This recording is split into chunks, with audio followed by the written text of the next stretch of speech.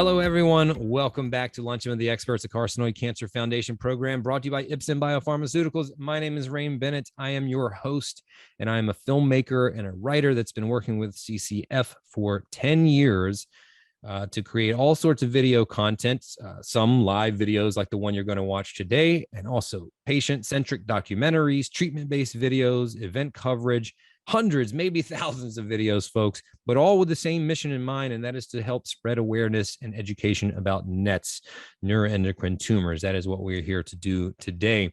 For those that are regulars to the show, just a quick update. I did have my 40th birthday last week. I did not get to go to Belize with my wife as anticipated because our baby son, who's 11 months old, got COVID. Yes, we're still in the middle of a pandemic, apparently.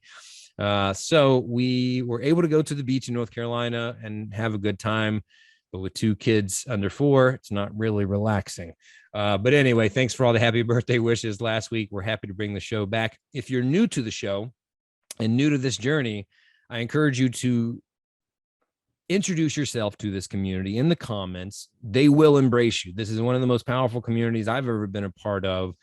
And it would benefit you greatly to lean into that. These people are here to support you. If you are part of the community already and a regular on the show, I see people are already saying hello. We've already got someone from Australia, all over the world tuning in. We love to see it. So go ahead and say hello to everybody, and we're going to talk about today's show. Before we get started with today's show, we always want to thank our sponsors, Ipsen Biopharmaceuticals. Without their support, we wouldn't be able to do the show. And we always have this disclaimer from them at the top of the program, and that is that the opinions expressed by the guest presenter today, as well as the questions asked by you all, the audience at home, haven't been created or suggested by the sponsors of Luncheon with the Expert. And CCF doesn't endorse or promote any of the views, opinions, or information provided in the presentation. So audience members should not rely solely on the opinions or information expressed by the guest and should seek guidance and direction from their own medical advisors regarding any choices they make about their health or treatments. So as disclaimers often are, it's a lot of words, but the main message there, the takeaway is we or our guest today does not know your specific case, most likely. So we're going to give you some great general advice, some great answers to your questions, hopefully. But by all means, take that advice and those answers back to your home team, which does know your specific case, and make the best plan and path for you moving forward. Because I say this every week, if there's anything I've learned in 10 years of working in this space, it's that every case of this disease is unique, and therefore each plan and path forward is as well. All right, folks, today our guest is Dr. Philip Phillip. I'm excited to have him on the show. He is in the middle of clinic, so he is making extra space for us, and we are grateful for that. Dr. Phillip, thank you for being here. How are you today? I'm doing great. What about yourself? Not too bad, not too bad. Back trying to get back into the flow of things after 10 days away with my kids. So happy to be back on the show. For those that may not be familiar with you and the work that you do, tell us a little bit about that and the role that you fill in this NET community. Thank you very much again for inviting me. This is really a pleasure to be here.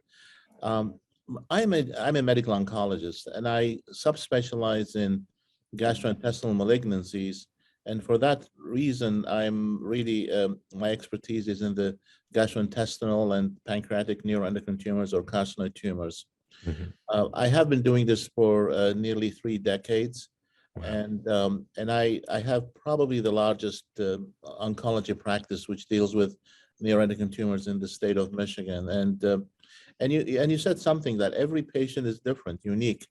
And this is the real thing about dealing with this disease, is that you really have to tailor your treatment, the management, based on the patient. It's a very, very personalized treatment, because the good thing is that there is it's better than a lot of the diseases we see, even in their advanced form, and therefore patients should be living normal life, and your treatments and management should be geared toward that fact that you're really working with a patient to really have maybe control of the disease if necessary, but at the same time giving the full quality of life that any other individual in the society is really able to have.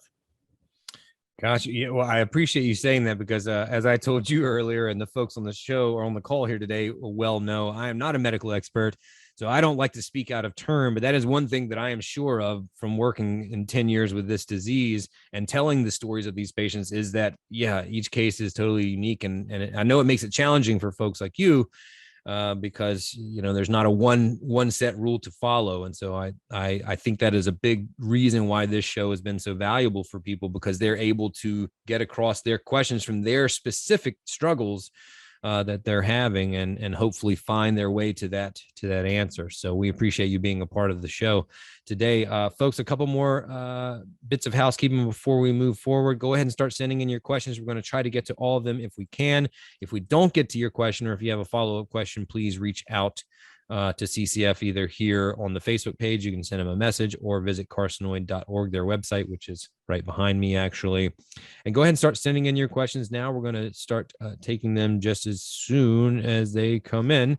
A couple other things. If you know anybody that should be here that would benefit from this show, that is struggling with an element of this disease, of their diagnosis or their prognosis or their treatment, go ahead and let them know the show is going on. Remind them that the show is happening. We were off last week. Maybe they forgot.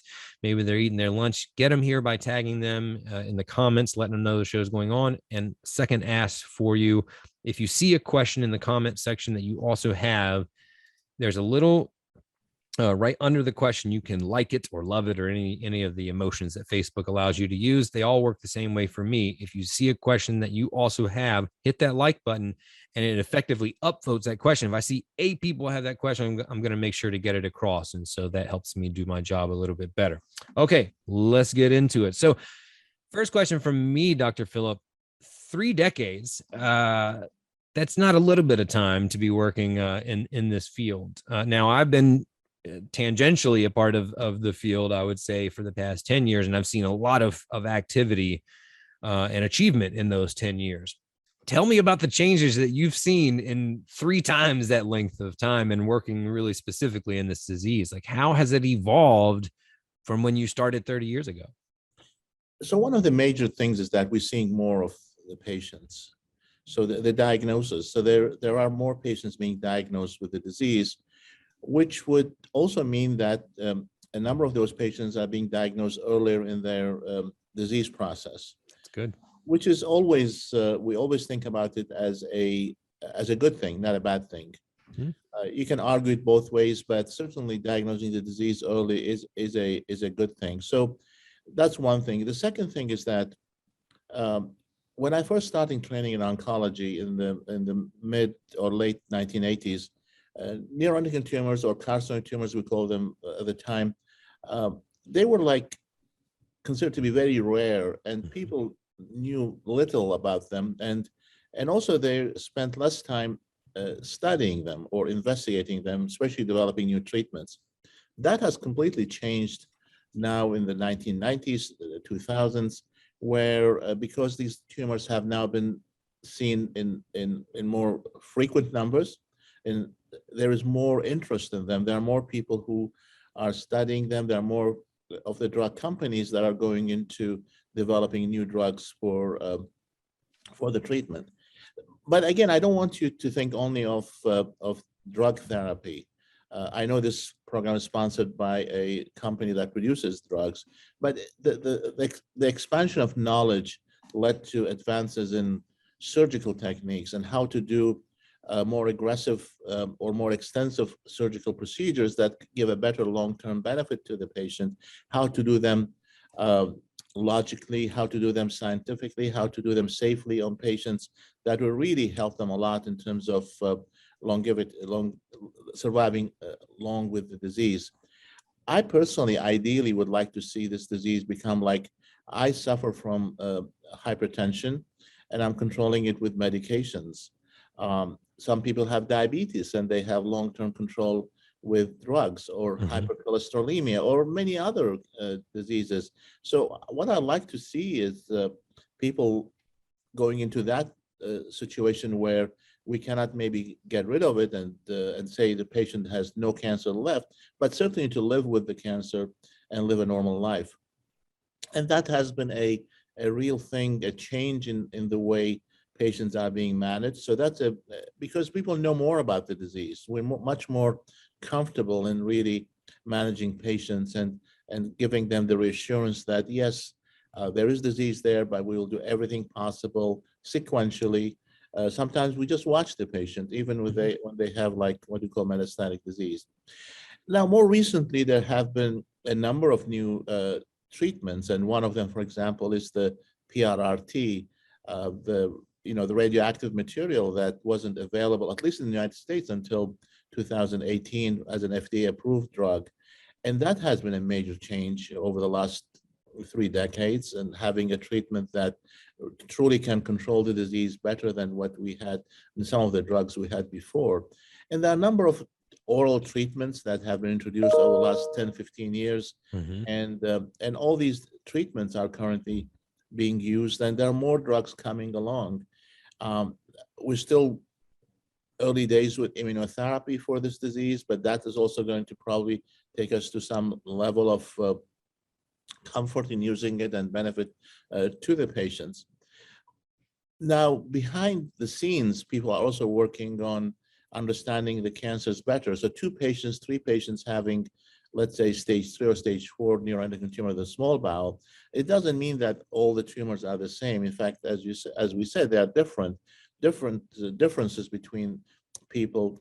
Now we're trying to see whether we can tell the difference at the molecular level, or looking under the microscope and saying something which looks the same in 3 patients, but deep down at the molecular level is different. So that area is also getting a lot of improvement in terms of our ability to develop molecular markers, we call them. So all along, whether it's diagnostic, whether it's evaluation of the disease extent and all that, with better PET scanning, which we have, the dotatate scan, for example, better treatments, better application of different treatments in a sequential manner that will preserve quality of life, and also give the patient the best chance to live the longest. So all these things have come a long way compared to 3 or 4 decades ago, where it wasn't like that. People said this is a rare disease, and they just didn't know, and patients didn't have a lot of access to expert opinion, and everyone was trying to do their bit within their major specialty, but with less knowledge of the disease itself. Absolutely. So many great points. I appreciate you kind of laying that, catching us up to speed. That's it's an exciting time, I think, right now. We've got a lot of questions already coming in, Dr. Phillip, so let's go ahead and start taking some of those. First one from Steven says, hello, Dr. Phillip. Thank you for sharing your experience with us. Is there a difference in recurrence probability or behavior of functional and non-functional carcinoid after primary tumor and local metastases removal? At this point in time, we have to really think about what functional means. So for the sake of the audience, I'm just going to try to explain how we understand functionality. So functional tumors are the tumors neuroendocrine tumors that produce a chemical or a hormone or whatever you want to call it, but that's not enough. It has to produce it and also result in symptoms that the patient will have as a result of the production. So if you do a blood test and someone has no symptoms and there's elevation of a chemical, that doesn't make it a functional tumor. So functional tumors are the ones that produce chemicals, and the chemicals lead to something, which is obvious clinically. For example, the carcinoid syndrome is from the overproduction of serotonin. Right. For example, the insulinomas produce insulin, but they're functional if the patient is also suffering from low blood sugar, and so on. Now, the question of whether there is a difference in prognosis when a tumor has been removed, and whether it's functional or non-functional, at this point in time, we really do not have enough knowledge, but I can tell you from my own experience, it probably doesn't make much difference whether the tumor was functional or not, because removing the tumor is really what matters. And its functionality doesn't really play much into the prognosis. Having said that, in patients with carcinoid syndrome, those patients have the flushing, diarrhea, wheezing kind of symptoms. They usually develop the symptoms when they have liver metastases or spread to the liver usually. In that situation, by definition, you can say that someone with a carcinoid syndrome is different than someone who had the disease only in the small bowel and hasn't gone to the liver. And therefore, the person with a carcinoid syndrome may really, it may be a reflection of more disease there, and maybe the prognosis may not be as favorable as someone who only has a tiny tumor in the small bowel that has been removed. Got it. Thank you. Hope that answers your question, Stephen. Thanks. And if not, and this applies to Stephen or anyone, if you have follow-up questions, you can always chime back in if you're still on the call. Just give me a little bit of context from your previous answer. As I'm combing through, I might not remember what the question was if it happens later in the show. Next question. This is kind of a big, broad one from Peter. Peter has a primary in his bowel, 30 tumors on the liver, and also in the abdomen. He was told it's in the lymph nodes, but the ultrasound couldn't see it. And the question is really, he asked, what are your thoughts? So I know that's big and broad, and you don't know his specific case, but with those, with that situation, where do you think Peter should start? What should he be focused on? What questions should he be asking? So I'm assuming, Peter, that the tumor was removed from the small bowel, or he had... It doesn't clarify here. Yeah, we can assume that, or maybe present. Basically, let's take a couple of scenarios. One is the tumor hasn't been removed from the small bowel, and it's still there. And there are also the liver metastases, which are over 20 or 25 in number. When the disease has gone to the liver, and this applies to any cancer, to be honest with you, when the disease has gone to the liver, the presence or absence of the lymph nodes doesn't really add or subtract, because it's trumped by the fact that the cancer is gone. So think of the tumor spread going from the primary, which is in the lining of the small bowel, and then it goes to the lymph nodes, and then it goes to the liver. So basically, if it's already gone to the liver, then by definition, even if you don't see it on the scans, it probably has had some seeding in the lymph nodes. But the fact that whether it has seedings in the lymph nodes or not, again, is trumped by the more important factor fact that it's gone to the liver. Does that answer the question? Now, if we're talking about the disease has been resected, removed from the small bowel, and they haven't found any lymph nodes around it, that would be a different question. But at this point in time, I wouldn't get too concerned or thinking about the lymph nodes in any situation, because the disease has already gone to the liver, which means that the treatment will be the same. So whether there are cells in the lymph nodes or not, the treatment remains the same. Got it. Thank you. Next question from CW, who's experiencing some pain in the sacrum area. And their question is, how can you tell if pain in the sacrum area is metastasis or just SI joint pain? Yeah, that is probably a simpler way of figuring out. So there are a couple of ways can be done. So let me just be a bit more if you want more medical. So there are a number of ways you can look at it. If the pain in the sacral area of the SI joint has been a long-standing pain, like many years or something like that, then it's probably a continuation of something to do with the joint rather than, if it's a newer pain, like within the last few months or a year, something like that, then you're more concerned about this pain to be real and related to, I'm assuming there's already a diagnosis made of neuroendocrine tumor somewhere in the body.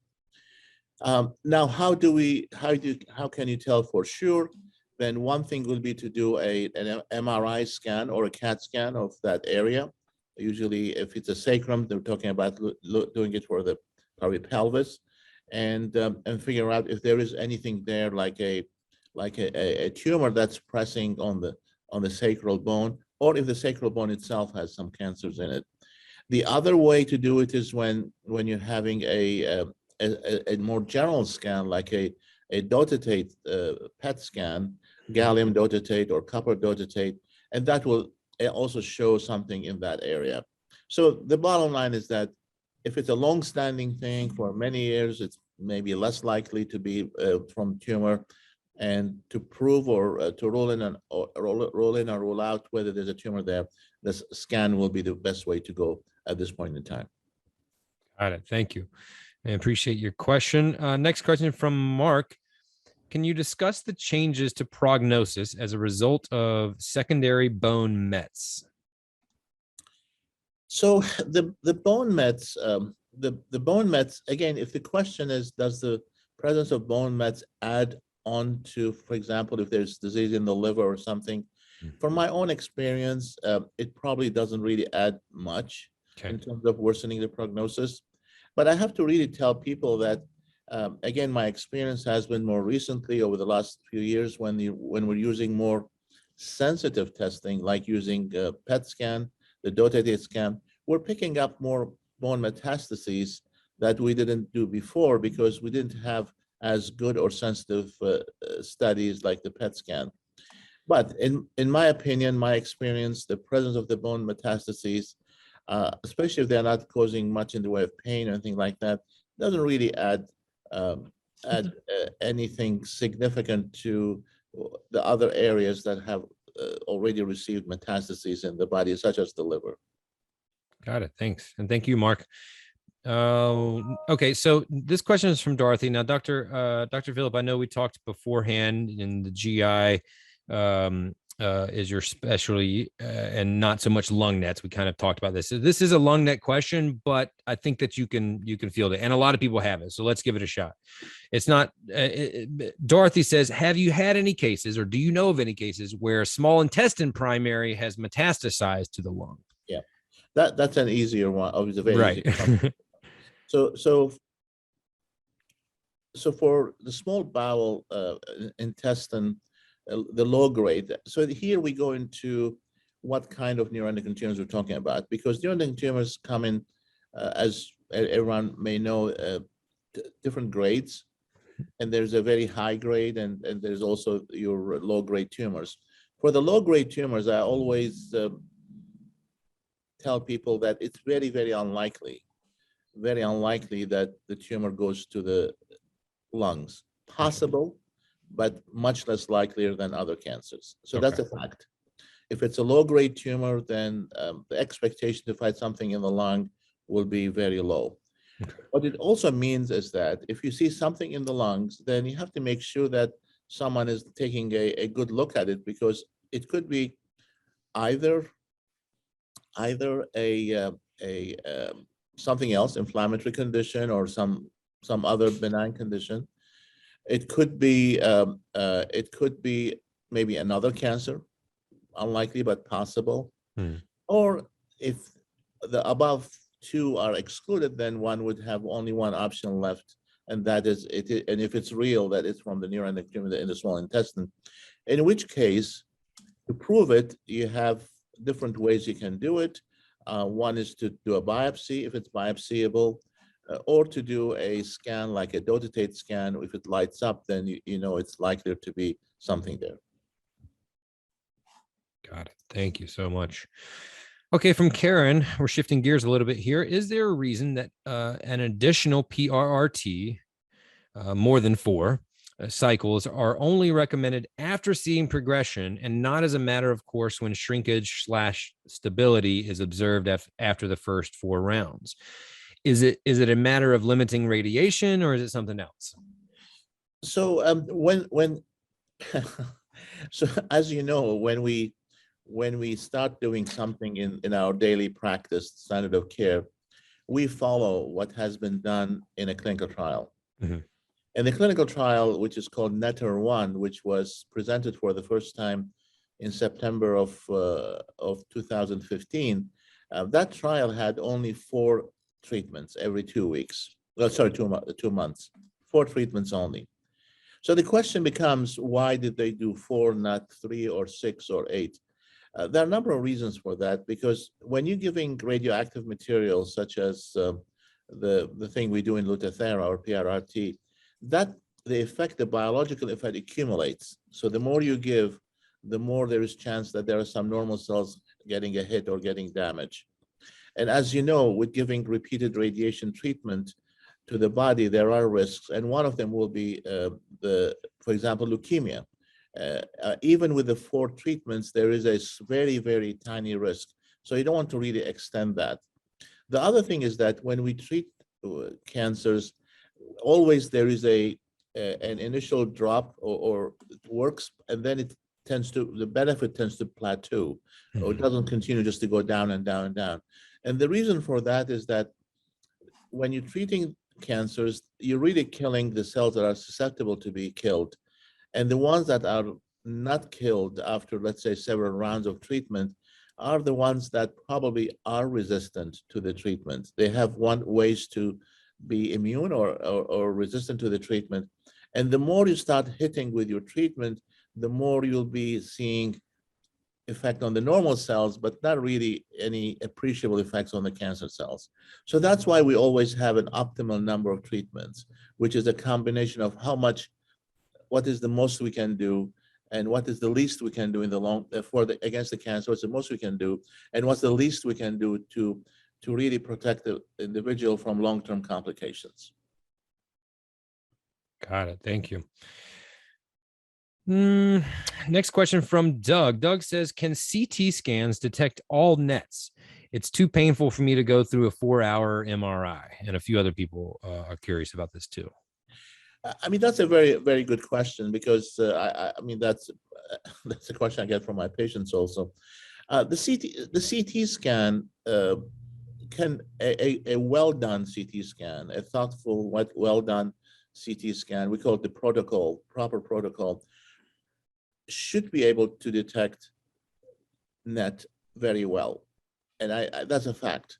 The reason why we do MRIs is because we think that there might be marginal improvement over doing a CT scan.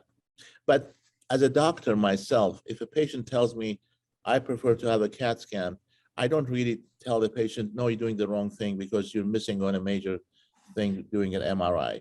So if you want my real opinion, a good, well-done CT scan in a good machine and a good doctor, radiologist, is probably not far off from an MRI. And that little benefit maybe of the MRI in a patient who finds it very difficult to spend 4 hours, it probably is not really worth going through the MRI. Got it. Thank you. Another scan question from Stephen. Dr. Philip, given the good performance of gallium-68 scans, is there any benefits to early detection of recurrence, most likely in the liver? That's a very good question. So the question is, and there are 2 ways or 3 ways to answer the question. So please focus on what I'm saying. Okay. Now, for metastatic disease, the early detection of metastatic disease, we always like to detect it early, but in real practical terms, in real biologic or medical significance, if you diagnose metastatic disease like today or 6 months from today, the ultimate outcome for the patient doesn't really change.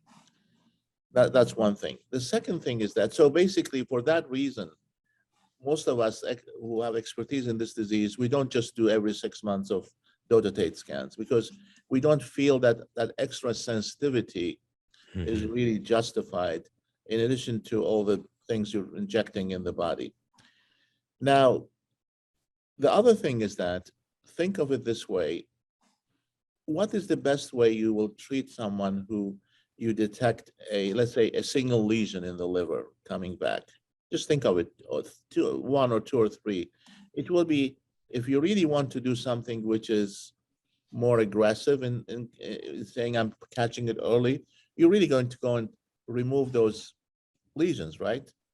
Because none of the drugs we do gets rid of the cancer. And if you want to detect it early in the liver with the hope that you can remove it, it's going to be surgery or ablation or something like that. However, if you see something on a dotatate scan and you cannot see it on a regular scan, the surgeon cannot really go in and operate only on the basis of a dotatate scan, because a dotatate scan if you have seen one, the PET scans, they really show little shadows, but at the end of the day, it has to be more like on a CT or MRI to be something to be seen that the surgeon can go in and home in on it doing an operation. The bottom line is that we don't do daughter tapes for early detection in the liver because biologically it doesn't really make an advantage to the patient, except for getting frequent radioactive, the daughter tape stuff. They're getting and at the same time, the treatment, if you find something like a tiny Ditzel there, you're not really going to be able to necessarily to do something like surgical. So it doesn't matter if you find something 6 months later or even a year later. If it's a small thing, you can still go back and do what you want to do, like removing it. Got it. Thank you. Next question from Karen from Australia. Hey, Karen. Thank you for being here. Dr. Philip, can you talk about ampulla of Vater nets? So ampulla of Vater nets, these are very rare. But again, when we talk about neuroendocrine tumors, they are rare, but they can happen anywhere in the body. So, sure. So if it's a localized tumor, depends on, again, the question, are you talking about localized or metastatic? But let's talk about the localized. Okay. If it's a localized disease, then certainly it has to come out, because anytime we see a localized neuroendocrine tumor, we really have to take it out. We don't leave it there. If it's metastatic, then we treat it like any other metastatic disease with the systemic treatments, etc. With the number of treatments we have, different ones. For example, the SSAs, octreotide, LAR, or lanreotide. But if it's localized, then the only thing I can recommend is trying to remove it surgically, because that's the only way one can shoot for a cure. And maybe the question has something else in it. So if you can clarify. Yeah. Yeah, Karen, if you have anything else or if that didn't cover it, just chime back in. But I appreciate you asking the question. And that's also new for me because I'm not as familiar with that type of net. So it can happen anywhere. It can happen. Yeah. Next question from Wendy, who's a friend of the show. And I know you talked earlier, Dr. Philip, about your experience with pancreatic nets. And so Wendy's question is, what is the treatment for a PNET with metastases? I'm functional and also was diagnosed with carcinoid syndrome and carcinoid heart disease. She's a 6-year survivor of the Whipple and liver resections. I still have liver tumors, no cancer treatment at this point except octreotide. Any thoughts about other treatments she should be pursuing? So I'm going to list the treatments for patients with a pancreatic neuroendocrine tumor that has that's metastasized. So you mentioned the octreotide, lanreotide. The other drug would be a drug called Afinitor or everolimus, and I don't know if you got it. Sunitinib or Sutent will be another drug. Certainly PRRT or Lutathera can be also used in this situation.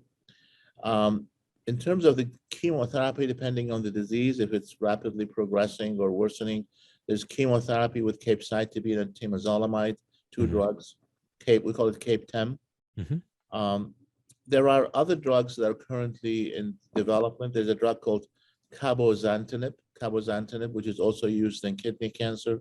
So these are really the drugs that we have for this disease, keeping in mind there are more drugs for pancreatic neuroendocrine tumors than there are for small bowel neuroendocrine tumors, for example.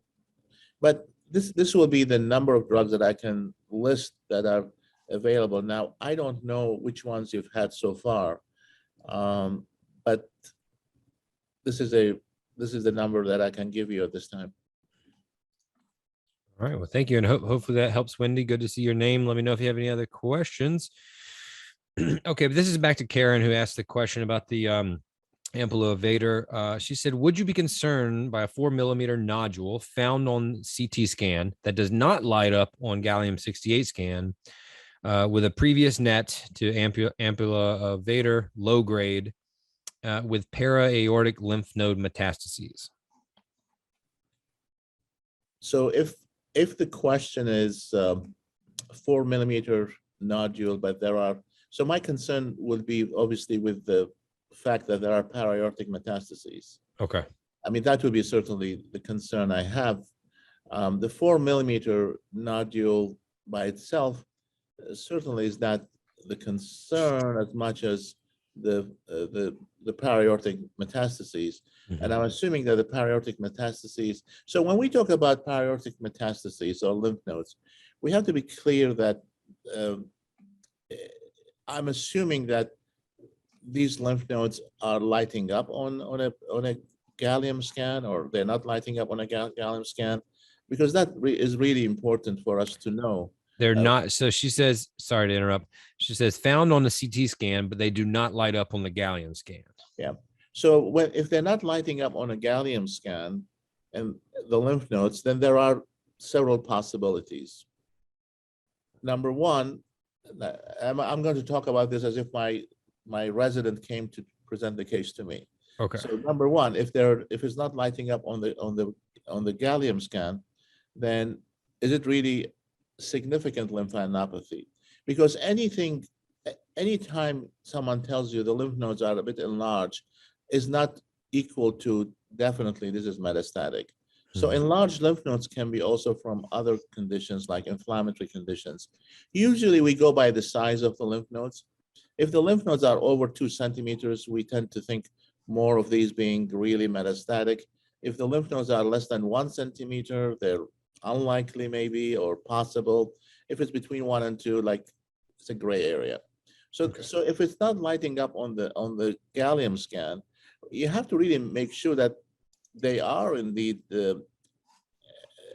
significant in terms of being malignant, because they could be not malignant, just inflammatory.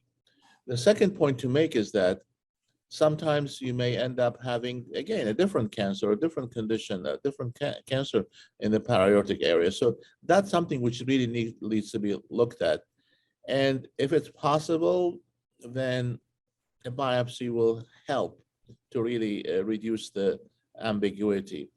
But if this is a low-grade neuroendocrine tumor and the para-aortic nodes are not lighting up on a gallium scan, then I would question whether these are truly metastases. Now, sometimes the neuroendocrine tumors can suddenly flip and become more aggressive, become high-grade. And high-grade tumors, yes, they will not show up on a gallium scan. So the key thing here is that for your oncologist or whoever's taking care of you to really have a look at the picture and think, does this really look significant or not? And without me seeing the picture, obviously it's difficult for me to say more than this. Understood. Well, thanks for your question. Let me know if you have any follow-up questions or if we asked that accurately. Next question from Maureen, who's here on behalf of her husband. Hi, Maureen. I think this might be the first time I've seen your name. If so, welcome. Thank you for your question. Regardless, my husband just started, we mentioned this, my husband just started CAPTEM or CAPTEM. How successful is this treatment in shrinking tumors in the long term? So I'm assuming, so it depends, Maureen. Maureen, is your husband, does he have pancreatic neuroendocrine tumor or like small bowel or other neuroendocrine tumor? So, so for pancreatic neuroendocrine tumors, CAPTEM works in approximately a third of the patients in shrinking the tumor down. And when we say shrinking, like shrinking more than 30% of the size of the initial size of the tumor, it could be down to any number, but it should be more than a certain threshold to call it a partial response. So it works in at least a third of the patients. Just to give an example, an hour before I started, I saw a patient who I treated him in 2019, I think, or 18 or 19, and he had the treatment for approximately 8 months, and then we stopped, and he's still doing well. So in some patients, it can be really a long benefit. In some, it may not be as beneficial. So the bottom line is that it can work. and it can work in patients with pancreatic neuroendocrine tumors in a nice way. However, if the patient has like small bowel neuroendocrine tumor, like of the ileum or the colon, it doesn't work as well. So it depends on where the primary tumor is. Got it. Thank you. And appreciate your question. If you have a follow-up, Maureen, please shoot it over. We've got about 20 minutes, folks. We're going to keep plugging forward with Dr. Philip. Next question from Nalia. Will frequency treatments ever be used on nets, such as histotripsy? And let's establish what that is. No, I don't see that happening. You're talking about this. So will frequency treatments ever be used on the nets? Yes, I know what the one which, no, I don't see that happening, no. Yeah. What? So why not? Just to expand a little bit. Well, because it's the tumor is different than other things than it's used for, and it's not really going to be able to disintegrate or demolish the tumor by using that modality of treatment. So that's not something which I can see it being used for neuroendocrine tumors. Got it. In its current modality. I mean, if they make an improvement on it or something different, but in the way it's being used in other situations, it's not going to be active, working in neuroendocrine tumors. Got it. Thank you. Next question from Peter. Is it good for me to put my body in an alkaline state? We get that question every now and then, yes. The science behind it is such that it has never been proven in human beings that it will help. So it could be that in the laboratory with very strict experimental conditions, you can show something like that happening. But unfortunately, when we're looking at the whole body and its complexity, a simple change in the acidity or alkalinity of the body hasn't really shown that it can make a difference either in cancer or other diseases. And sometimes if it happens to a bit of a more excessive level, it can lead to some organ dysfunctions and some other interactions and electrolyte changes, which can be even very dangerous. So the short answer is, unfortunately, no, it does not work. Got it. Thank you for that. And thanks, Peter. From Ajid, Dr. Philip, can you talk about abdominal obstruction for people with a primary in the small mesentery, small bowel with metastases? How they occur? How do you separate obstruction pain from normal abdominal pain? What can I do to avoid or minimize them?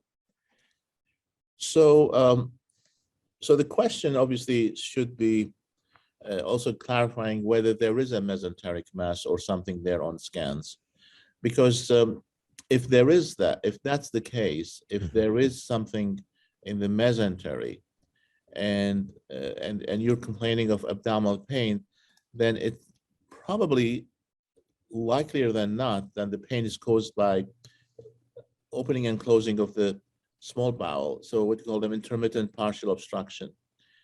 In my practice, like I saw a patient yesterday actually, and she does have neuroendocrine tumor. There is small bowel, and she was complaining a month ago that she's having pain in the abdomen. Mm-hmm. That patient, I sent her to the surgeon. She had resection. The pain is gone completely. So in that scenario, if there is a primary there or something that you can see on a scan, and the pain is intermittent, then that's likely to be related to impending bowel obstruction, and that mass has to come out. Now, just in general terms, how do we differentiate obstructive pain from pain from other things? But I don't know what other things will come into this. Sure. But obstructive pain itself tends to be more like colicky pain, more like comes and goes, more like sometimes associated with some bloating in the abdomen. Sometimes in the extremes, when there is actual obstruction, then nausea and vomiting will be part of it. And also not being able to pass stools. And in the very extreme, you can't even pass gas. So the intermittent colicky type of pain may be made worse by eating or drinking. Things like that should really be treated as someone who needs to see a surgeon to have that part of the small bowel resected. In fact, if you look at the whole idea of do we really leave a primary tumor in the small bowel, even if the patient has liver metastases, do you really leave it there? The current thought, and at least in our practices, is that we don't leave it there because patients with neuroendocrine tumor of the small bowel will be really trying to lead a normal life for a long time, and there's always a risk that suddenly the bowel will close and you have an emergency kind of small bowel resection, and we don't want to do that. So the very vast majority of patients who do have something in the small bowel, and as I said, we want them to live a normal life for a long time. We discuss with them removing that part of the small bowel. The surgical procedure is not obviously without risk. Any surgical procedure is, even if you're removing an appendix, but certainly leaving it there probably in the long run has more complications than removing it. But it has to be done by an expert in neuroendocrine surgery. You don't want just a general surgeon who does hernia one day, does something else the next day to really operate on this. And I would also recommend not to really seek into doing it through a laparoscope, because it's one of those things where an expert has to feel the bowel and get a good feel for it. It's a fair point. Another PNET question from Pat. Pat says, my husband has pancreatic nets, which have spread to the liver, and he has heavy tumor load. My question is that some weeks he has no pain, and the other weeks he is so fatigued, has stomach discomfort, and is just feeling unwell. The question is, why does the pain come and go? And he'll be undergoing chemo treatment in the next week or so. Yeah, that's a bit of a difficult one, because you're right. I mean, if the pain is caused by the liver itself having the cancer in it, the pancreatic neuroendocrine tumor in it, it's really it's hard to think that the pain comes one day and disappears the next day, unless there's another reason, and it may be more related to the pancreas itself. If the tumor in the pancreas is still there, I assume it is, it's causing some intermittent blockage now, not of the intestine now, but intermittent blockage of the bile ducts, and that can sometimes create an intermittent situation, pain coming and going. The typical cancer pain, if it's like something stretching and causing pain, that's usually more consistent. It might fluctuate a bit, but not much. But this pain has to be looked at as possibly related to maybe to the pancreas itself. Again, without examining your husband and doing that, the oncologist or whoever's taking care of the patient has to be aware of the fact that they have to be not automatically assuming this is just a liver pain because of the disease in the liver, because cancer in the liver will be more consistent in producing pain. It may be something else going on alongside the tumor. Got it. Thank you. Next question from Teresa. I struggle with chronic diarrhea since the removal of a tumor in my small intestine. And she also has Mets to her liver. And she's changed her diet completely over the last 5 weeks and has seen some improvement, but it still sidelines her. So her oncologist suggested taking a break from octreotide to see if it's related to the treatment. So her question is, how safe is it to take a break, a little holiday from octreotide? She's been currently on it for 28 months. So to start off with the break, yes, you can take a break. And I personally, I will not be that concerned if you took a break, and because you will know within a month or two whether the diarrhea is caused by the octreotide. But let me just expand on this, because this is an important question. And this is what I normally teach the residents. There are at least three reasons why people who have like the disease like you have can have diarrhea. Number one is it carcinoid syndrome, and that's something which, again, depending on whether it was there before or wasn't. So number one of the reasons will be carcinoid syndrome. If that's the case, then certainly the octreotide would have helped. And if that's the case, there are other treatments, like there's a drug called Zermello that can be also used on top of the octreotide.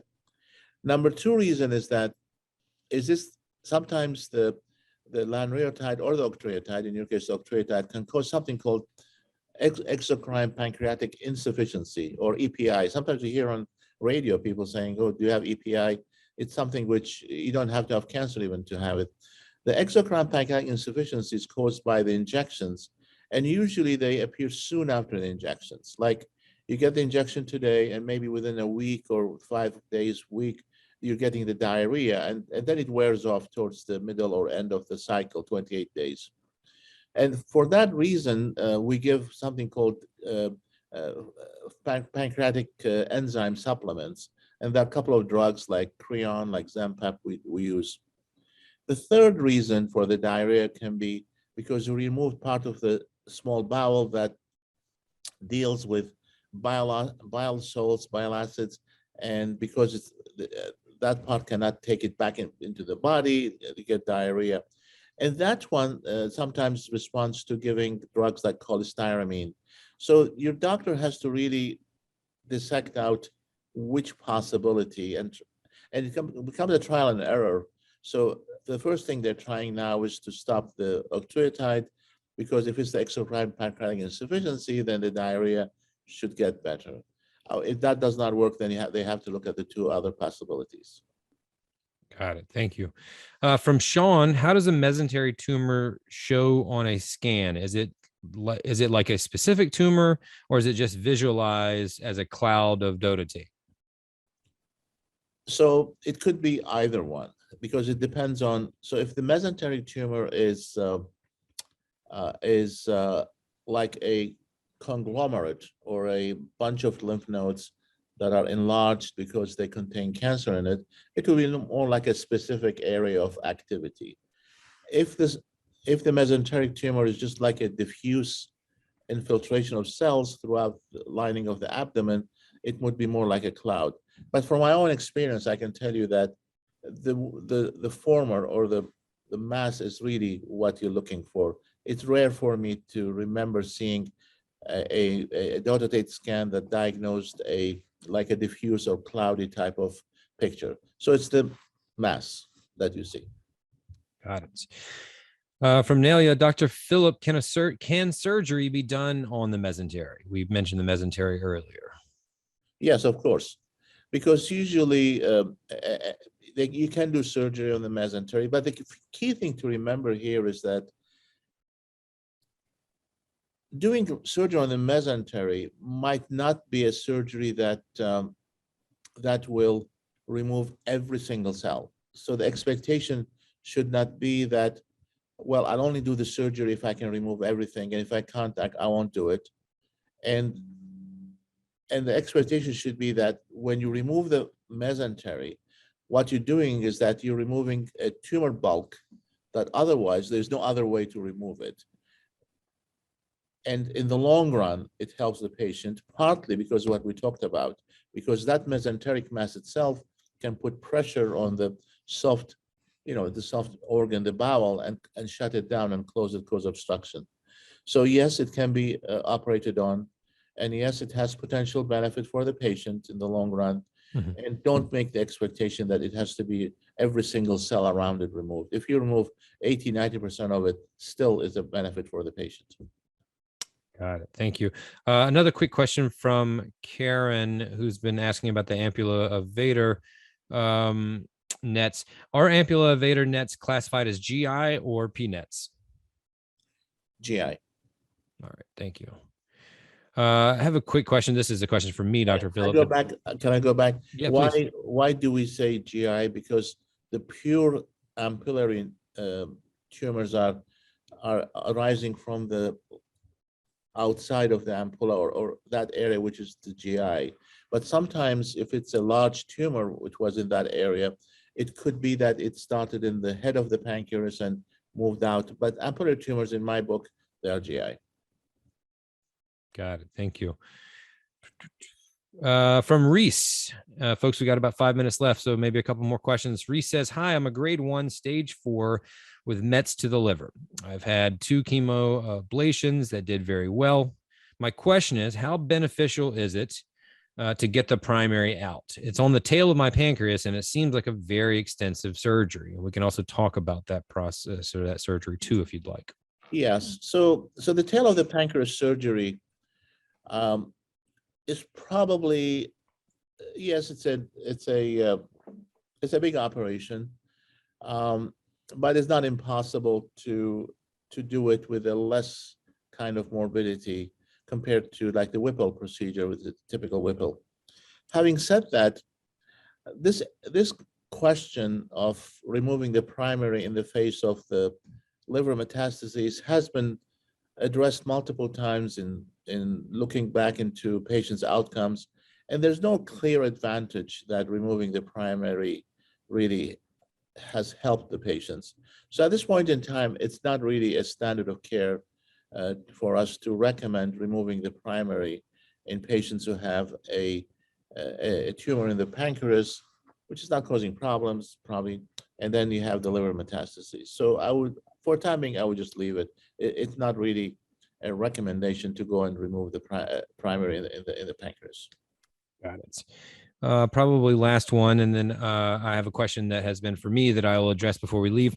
This is from Jane. Jane says, my CT with contrast didn't show anything. Lots of abdominal pain and several of the same spots.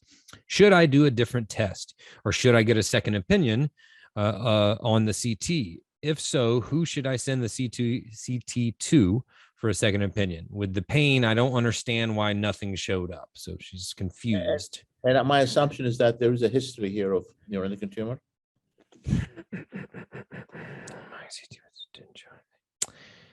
I think that's safe to assume. She doesn't clarify that specifically, but being that we're here, I think it's okay to assume so. And Jane, please let us know if we're wrong here. So basically, one thing you don't want to do is go invasive, because one thing you can do is just do an incision and look inside the abdomen, which we don't like to do. I have to say that. I'm not saying it lightly to do it. So one option would be to do an MRI scan, which tends to be a bit, as we said, a bit maybe more sensitive. The other option is to do a dotatate scan, because that would be, again, a sensitive test. However, it could be that the abdominal pain is for other reasons. If you've had prior surgery, it could be from adhesion, scarring inside. That's also a possibility. I think just abdominal pain, it makes it a bit difficult for me to direct you into what. Now, the question of second opinion on the CAT scan, there's no really easy thing to just send the CAT scans to someone to read after it has been read before, except if your oncologist or the doctors who's taking care of you thinks that that's necessary, and then they can go to another radiologist and have a quick, or not quick, but detailed look together. But you will not be just able to send your scans to somebody unless you make also a consultation with someone else, and then they will look at your scans, and probably they will order a new set of scans, which could be either MRI or a dotatate scan. Got it. Thank you. I had a question. This is will be our last minute. Jade asked, how come some of the questions are asked and some of them aren't? Is it not formatted the right way? So Jade, and this goes for everybody, like, I don't exactly see them the way that you all do on your home screen. They come in different at different times, but a couple of tips to help you with your question asking. And I say this at the beginning of the program about, we don't know your specific case. So sometimes the questions are too case specific. And so you want to ask them in a general way. Sometimes, as I mentioned at the beginning of the program, when multiple people like that question, we want to make sure to get that question across. And as I say at the top of the program, we never get to them all, which, we try to, but the good problem that presents is we can bring the show back every week. But an easy way to help you also, sometimes they're just very, very long. And while I'm reading questions while Dr. Phillip is answering, it's hard for me to read those whole things. So an easy tip for you is ask a general question that helps give you guidance. I know these are complex issues, and then we'll answer that one and then follow up with a question. Dr. Phillip, were you going to say something? No, I mean, okay. I'll be happy if people have any burning question that I can Yeah, and that's why I appreciate that. And folks too, I always reiterate, if you didn't get a question answered, please follow up with CCF and they'll try to get you those questions answered. Tune in next week. But that is a way to kind of guide your question asking so that it has a better chance of being asked. And ultimately, we just can't get to them all because there's so many. And that's really the issue. As Alicia says, so many questions and so little time. That is what we're tasked with. Dr. Phillips, she says, you are amazing in your explanations. I totally agree. Thank you for being here, Dr. Phillips. Well, the time passed so fast, but doesn't it? It really does. I'll be happy to come back again one day. Oh, we'd love to have you. So, folks, that's a good way to help me get to your question, is ask it simple ones that are kind of general so that you can get some guidance and then take those information back to your home team. So thanks to Dr. Phillip for spending time with us today, especially in the middle of clinic. We very, very much appreciate him. And thanks to you all at home as well. As always, we hope this program helped answer some of your questions, and please reach out to CCF here or carcinoid.org or here on the Facebook page if you have any other questions.